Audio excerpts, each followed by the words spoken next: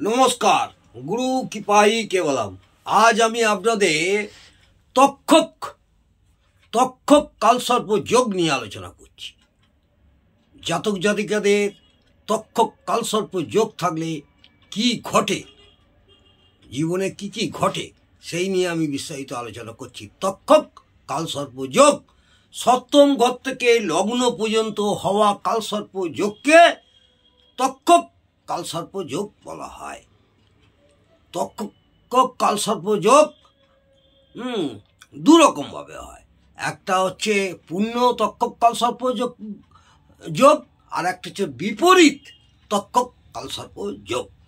প্রথম হচ্ছে সিংহ লগ্নে হওয়ার ফলে, যদি সিংহ লগ্ন কাক্ষর হয়, সেখান থেকে সেই কুণ্ডলিতে পূর্ণ তক্ষক কালসর্প যোগ তৈরি হয়।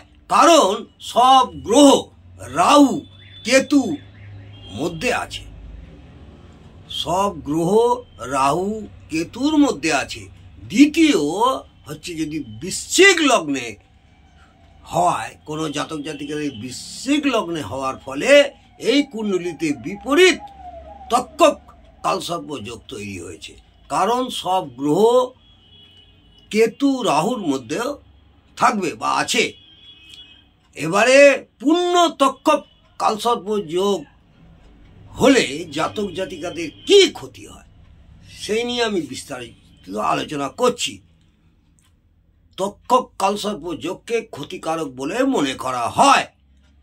তার সাথে ইয়া শনির দ্বারা, শনি গ্রহের দ্বারা যদি প্রভাবিত হয়, লগ্ন এবং চন্দ্রের উপর শনির দৃষ্টি থাকে, লগ্ন এবং চন্দ্রের উপরে শনির দৃষ্টি থাকে বা দৃষ্টি আছে, রবি বা শনির রাশিতে আছে এবং দশমে শুক্র শনি রাশিতে স্থিত হয়ে আছে।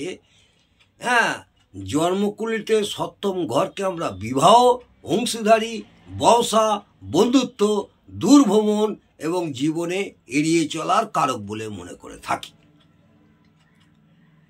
তক্ষক কালসর্প যোগের প্রভাবে, তক্ষক কালসর্প যোগের প্রভাবে জাতক জাতিকাদের বৈবাহিক সম্পর্ক এবং অংশীদারি কার্য, ব্যবসায় ক্ষতির সম্ভাবনা, বন্ধুর মতো ব্যবহার করে এমন ব্যক্তি অনেক সময় জাতক জাতিকাদের সঙ্গে শত্রুতার ব্যবহার করতে শুরু করে এবং শত্রুর পরিণত হয়। বন্ধুর মতন ব্যবহার করবে, করে সে শত্রুর পরিণত হবে, সে গুপ্ত শত্রুর আকার ধারণ করবে। দূরভ্রমণ প্রায় জাতক জাতিকাদের কাছে কষ্টপ্রদ হয়ে উঠবে। এই সব কষ্টের কারণে জাতক জাতিকাদের মধ্যে মানসিক একটা অবসাদগ্রস্ত হয়ে পড়ে এইসব জাতক জাতিকারা তক্ষক কালসর্প যোগের প্রভাবে। এতে তাদের প্রগতির পথকে অত্যাধিক প্রভাবিত হয়। এই কারণে তাদের মনে বিরক্তির ভাবনাও তৈরি হয়, এমনকি জীবনে এত কষ্ট পায়, একটা সুসাইডেরও টেন্ডেন্সি থেকে থাকে। তক্ষক কালসর্প যোগে অনিষ্ট প্রভাব থেকে বাঁচার জন্য আমি 3টি উপায় আপনাদের বলছি, মন দিয়ে শুনুন। এই কালসর্প দ্বারা প্রভাবিত জাতক জাতিকারা কি করবেন? কালসর্প যোগের শান্তি যন্ত্র স্থাপিত করতে হবে, ঘরেতে শান্তি যন্ত্র স্থাপিত করতে হবে এবং তার সামনে কালসর্প যোগ শান্তি প্রার্থনা করতে হবে। 1 নম্বর। 2 নম্বর হচ্ছে শ্রাবণ মাসের পঞ্চমী তিথিতে কালসর্প যোগ শান্তি যজ্ঞ করতে হবে এবং এই তিথিতে বয়ে যাওয়া জলে, এই তিথিতে স্রোতের জলে আর কি, বয়ে যাওয়া জলে রূপ অথবা কোনো ধাতুর 108টি সাপ অথবা 100 কিলোগ্রাম জব জলে প্রবাহিত করতে হবে। 3 নম্বর। পারদ শিবলিঙ্গের সামনে হাত জোর করে জাতক জাতিকাদের শুদ্ধ বস্ত্রে স্নান করে পারদ শিবলিঙ্গে ঘরে প্রতিষ্ঠিত করে ঘরের মধ্যে নিজের বাড়িতে হাত জোর করে জাতক জাতিকাদের প্রতিদিন মহামৃত্যুঞ্জয় মন্ত্র জপ করতে হবে কম করে 108 বার।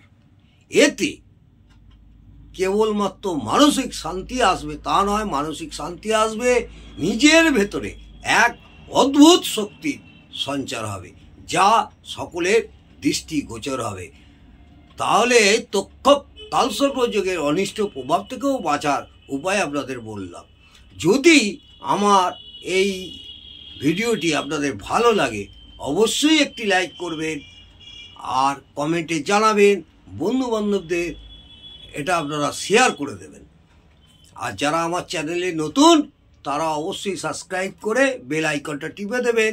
আগামী দিনে আরও ভালো ভালো ভিডিও আপনাদের আমি বলবো এবং আপনাদের এই ভিডিও পেতে সুবিধা হবে।